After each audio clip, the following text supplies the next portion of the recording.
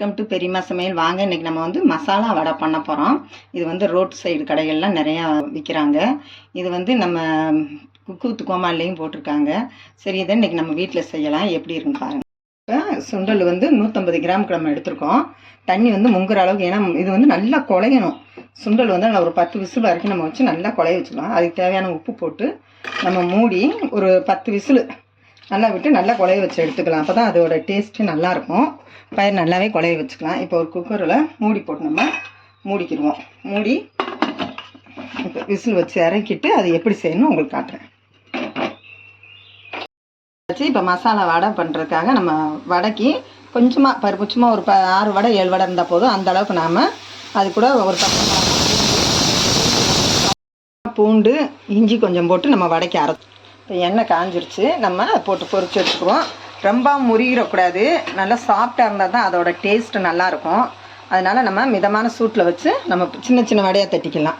இந்த மாதிரி இருந்தால் சீக்கிரமே நல்லா வெந்துடும். இந்த மாதிரி போட்டோம்னா அந்த பூரி மாவை வந்து மசாலில் போட்டு சாப்பிடும்போது ரொம்ப டேஸ்ட்டாக இருக்கும். அதுதான் இந்த மாதிரி பண்ணிக்கிறோம்.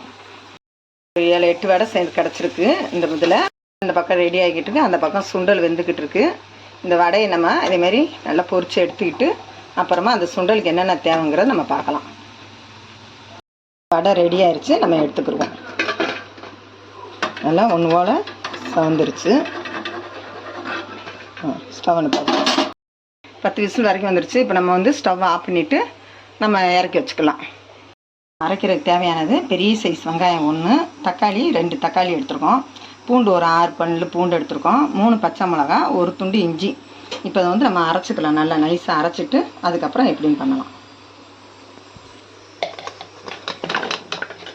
பட்டாணி நல்லா வெந்து இந்த அளவுக்கு இருந்தால் போதும். மதித்து வச்சுக்கிட்டோம்.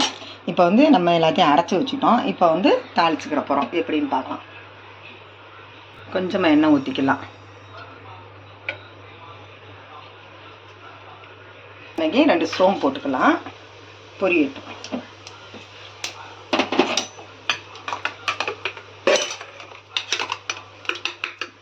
ரொம்ப டேஸ்ட்டாக இருக்கும். இது வாசனை நல்லாயிருக்கும். பொரிஞ்சிருச்சு. இப்போ அதை சேர்த்துக்கலாம்.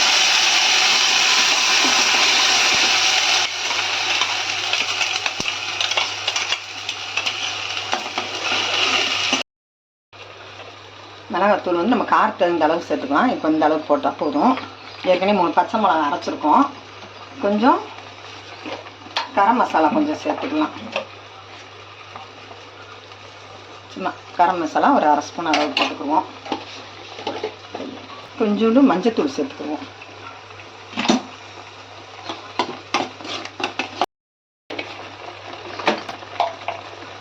மல்லித்தூள் சும்மா 1 ஸ்பூன் அளவு சேர்த்துக்கலாம்.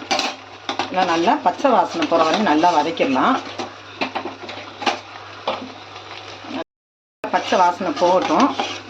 இப்போ தண்ணி சேர்த்துக்குவோம். கொஞ்சம் இந்த அளவுக்கு சேர்த்துக்கலாம். ஏன்னா நம்ம இதுலேயும் தண்ணி இருக்குது. இந்த அளவுக்கு வச்சுக்கலாம். நல்லா கொதிக்கட்டும். அது நல்லா பச்சை வாசனை வந்து கொதித்து முடியட்டும். அப்புறமா நம்ம இதெல்லாம் சேர்த்துக்கலாம். ரொம்ப ரொம்ப டேஸ்ட்டாக இருக்கும். நல்லா கொதி வரட்டும். இந்த அளவுக்கு வந்துருக்கு. இப்போ நம்ம பட்டாணி அதிலே சேர்த்து கொதிக்க விட்டுருவோம். இப்போ இந்த அளவுக்கு சேர்த்துக்கலாம். பட்டாணி சேர்த்துக்கிறோம். நல்லா இருந்தால் இந்த அளவுக்கு திக்னஸ் இருக்குது. இன்னும் ஒரு 5 நிமிஷம் இந்த மாதிரி எல்லாம் சேர்த்து நம்ம கொதிக்க விடும்போது கொஞ்சம் பெருங்காயத்தூள் சேர்த்துக்கலாம்.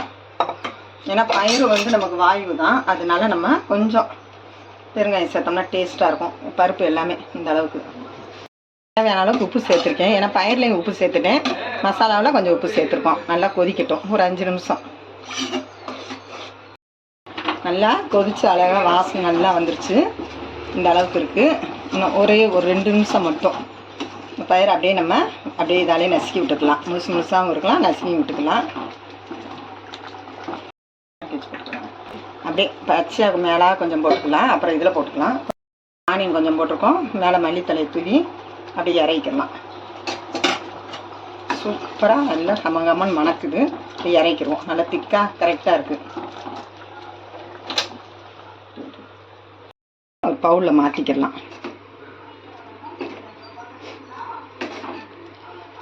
பானிபூரி டேஸ்ட்டில் தான் இருக்குது. இப்போ நம்ம வந்து வடை போட்டுக்கிறோம். இப்போ வந்து வடையை நல்லா நம்ம சாஃப்டாக இருக்குது வடை. இந்த மாதிரி ஊற்றி விட்டுக்கலாம். இதுக்கு ஒரு 3 வடை போட்டுக்கிறேன். போட்டு மேலே ஆனியன் போட்டுக்கலாம். லெமன் புழிஞ்சுக்கலாம்.